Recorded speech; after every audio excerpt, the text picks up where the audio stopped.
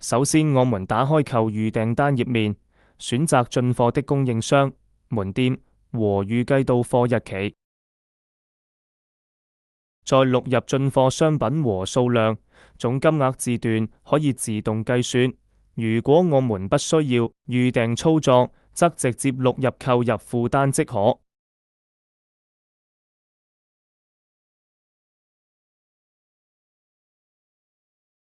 錄入完成後，點擊提交即可。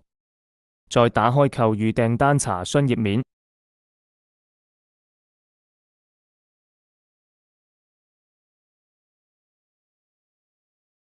點擊轉入庫按鈕，即可進行入庫操作。選擇入貨的倉庫，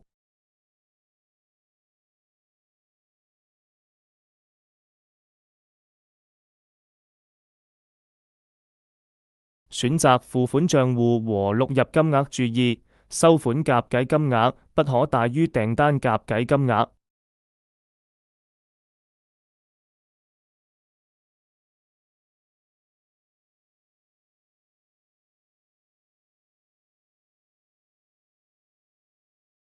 提交成功後，我們打開庫存報表，可以查看進貨商品的庫存變動流水。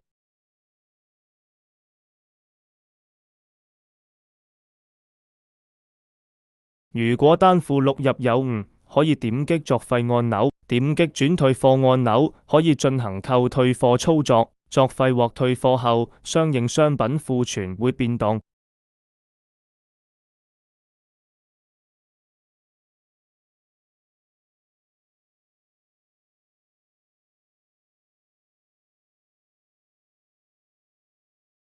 最後，我們打開購統計報表，可以更精確地分析商品的購情況。